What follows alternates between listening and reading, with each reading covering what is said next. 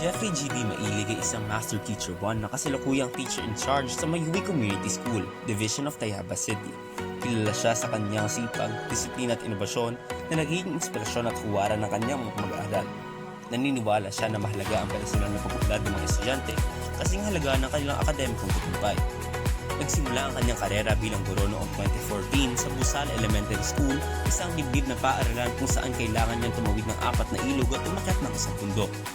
Sa kabila ng kawalan ng kuryente, nagtutok siya sa pagtuturo ng pagbabasa, lalo na't napansin niyang maraming mag-aaral ang hindi marunong bumasa. Upang matugunan ito, naghanap siya ng mga sponsor para sa solar panels na nagkakahalaga ng 1,000,000 piso at inilunsad ang Project Read, isang one-on-one na programa sa pagbabasa. Dahil dito, tumaas ang antas ng pagbabasa at pag-unawa ng mga estudyante.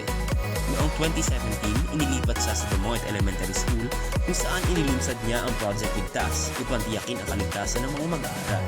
Nakalikom siya ng 95,000 pesos para sa pagtatayo ng 3 gate ng paaralan sa tulong ng komunidad. Noong 2018, habang naka-assign sa Mata Elementary School bilang teacher in charge, pinalawak niya ang kanyang mga inobasyon sa pagtuturo at kalusugan. Inilunsad niya ang Project Basa, isang one-on-one na estratehiya sa pagbasa at nagtayo ng Park for Learning na naging sentro ng mga aktibidad tulad ng kwentong basa ni nanay at iba pang pasilidad tulad na lang ng Botanical Garden. Ang mga inobasyong ito ay nagdulot sa pagtaas ng akademikong pagganap ng mga aaral at pagbaba ng bilang ng mga non-readers mula 14 noong 2018 hanggang sa wala na noong 2019. Ang enrollment ng paaralan ay tumaas ng 15% para sa school year 2019 to 2020. Nang tumating ang pandemya noong 2020, nag-invento si Teacher Jeffrey ng Class Home, isang sulok sa bahay ng mga mag-aaral na puno ng instructional materials upang mapagpatuloy ang pag-aaral sa gitna ng crisis. Sa ilalim ng Project Care, tinarget ni Teacher Jeffrey ang 0% dropout rate at matagumpay na nakamit ito sa loob ng 2 magkasunod school year. Nakipag-ugnayan siya sa iba't ibang stakeholders upang magsagawa ng feeding programs, livelihood programs at sponsorships para sa mga mag-aaral. Dahil sa kanyang makabuluhang inobasyon tulad ng Park for Learning, nakakuha si Teacher Jeffrey ng atensyon mula sa pambansang media tulad ng ABS-CBN TV Patrol at GMA News TV.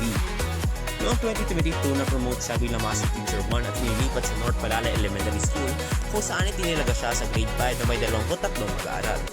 Mas pinili ni Teacher Jeffrey na magturo sa labas ng silid-aralan dahil naniniwala siyang mas naipapakita ng mga bata ang kanilang mga kasanayan at talento sa ganitong paraan lalo na kung ito'y kinakailangan na aplikasyon sa tunay na buhay. Simula 2023 sa Mayuwi Community School, patuloy niya pinalalaganap ang kalusugan at wellness sa mga mag-aaral sa pamamagitan ng Project Care na may feeding program, libreng tuli, libreng gupit, libreng check-up at mamahagi ng gamot na pati mga magulang ay nakikinabang. Sa kabila ng kanyang posisyon bilang Master Teacher 1, napatunayan ni Teacher Jeffrey na kaya niya magdala ng makabuluhang pagbabago sa anumang paaralan na kanyang pinaglilingkuran. Ang kanyang dedikasyon at inobasyon ay nagdulot ng positibong pagbabago hindi lamang sa pisikal na kapaligiran ng mga paaralan kundi pati na rin sa akademikong paghanap ng mga estudyante.